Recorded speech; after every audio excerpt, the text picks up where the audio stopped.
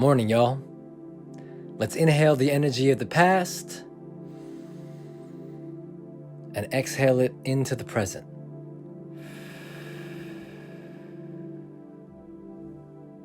Open your third eye and let's take a journey through all that makes this messy world what it is. Many of you probably had a lot to think about the morning after the latest US presidential election. I did, and it's the reason I felt called to start this show. Every election now seems to lead to sweeping generalizations about the country's mindset, character, and direction. But as I'll dive into in future episodes, nothing in this world is linear, and everything happens out of a complex web of colliding energies. Here are my takeaways about what energies have collided. The phrase, "it's the economy, stupid," was said a lot after that night. While there are many issues at play, it's important to remember that people's economic well-being is an understandable priority for anyone. Even if you care about social issues revolving around race, gender, sexual orientation, you have to remember that this economic well-being is the through line that connects anyone in any of these different social groups.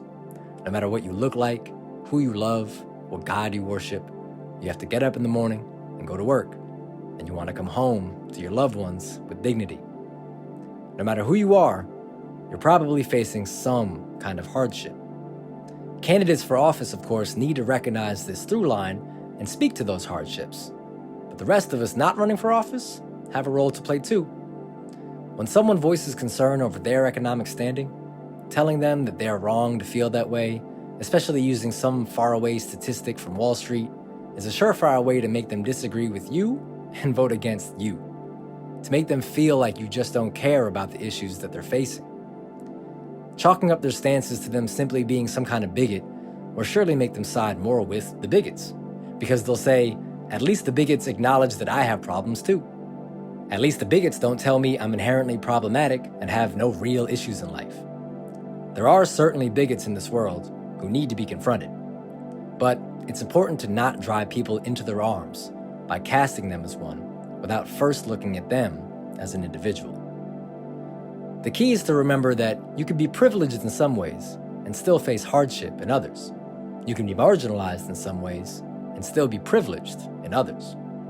Maybe it's understandable that someone will put their own hardships over being compassionate to others. Maybe you have some kind of privilege if you're able to think about other people's hardships before your own. All of these hardships come from that through line of class and economic standing. That's how we continue to see the humanity in everyone and see the rainbow coalition that exists between workers of all backgrounds. The brown lesbian woman and the straight white man standing next to each other on the bus have more in common than with any rich person of their same race or orientation driving a Bentley in the other lane. We all have to get to work and take care of our responsibilities. Some people get there by train, and some people get there by pickup truck. That leads me to the next piece of colliding energy: culture. Many people have been puzzled by the demographic shifts in who voted for Trump. We thought that if he insulted Latinos or Black people, surely no Latinos or Black people would back his ideas. But we seem to have forgotten the underlying concepts of all social justice movements, that someone's identity doesn't dictate what they think or what they care about.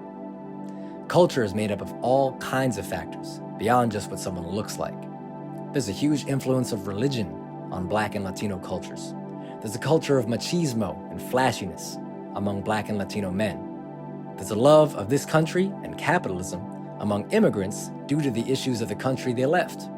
And most telling is the common economic hardships of communities of color. And if those communities feel like only one side is speaking to those hardships, rather than just trying not to offend them, they might think about who's helping their wallet before they think about who looks like them. Some people simply like Trump, perhaps even for some reason around entertainment. Maybe you tell them that they're not paying enough attention. You may even call them stupid. But it's not a crime for someone to not be as in tune with world events as you are. It doesn't mean that they're stupid, because I bet they know something that you don't know. And they certainly aren't evil, just for liking something about Donald Trump. When Obama first won, people cheered about the idea of a post-racial America. Looking back, It feels like we ignored the impact that economic issues had on that election's result.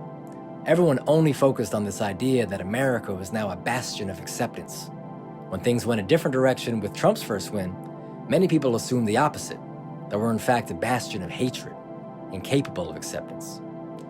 But what's ignored is that economic through line, and how that's been the biggest driver behind these wins. How that underclass culture has been the uniter behind both winning parties' demographics.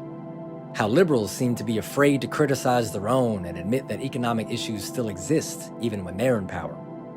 How that ignorance, while calling economically concerned people bigots and stupid, makes them sound hypocritical. Maybe both the diagnoses around the two elections have accuracy. Maybe we are a progressing country, more accepting than we've ever been. But maybe we still have a lot of work to do to help the poorest among us of all backgrounds. Maybe anyone who notices that is not a bigot or an idiot, but a fellow citizen that you have more in common with than you think. So, here we are now. More and more people of different backgrounds have found at least some truth in Trump's message that our economic system is flawed. A lot of them don't like the things he says or the ways he seems to want to replace that system with one revolving around himself. But many feel forced into that position because the other side won't even admit how flawed that system is. Many people are leaning toward the message that seems to acknowledge their struggles and not the one that seems to only be filled with symbolic gestures of inclusion. More and more people are realizing this economic and cultural through line that connects them more than any other cause. The day after this election, I went to the gym to blow off steam. I remember looking around trying to guess how people voted based on their identity, their clothes, their overall demeanor. For a second, it was scary not to be sure of anyone's stances knowing these exit poll statistics. But then I realized, isn't that the point of a multicultural society? That you can't tell someone's voting history or ideologies as a whole based on how they look? Doesn't that sound like a post-racial society? Maybe the thing to remember is that common humanity through the shared activities and struggles of our everyday lives, rather than just our divided history. Maybe if we focus on those commonalities, rather than just our differences in appearance and culture, the demagogues use to divide us, then we'll start to remember who we collectively are. Once we remember who we are through our shared experiences, maybe we will win. And we have to win. Because we have way too many issues in our society to be solely focused on who likes Donald Trump. And that's a thought to meditate on.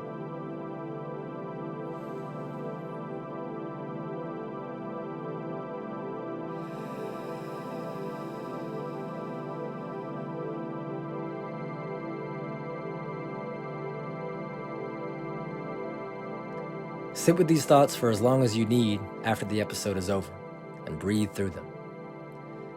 Remember, I don't want this to be a one-way conversation, so follow @MorningMeditationPod on Instagram and subscribe below to send your thoughts. Come back next time for more mindful dives into new topics. Keep looking through your third eye, and I'll see you next time.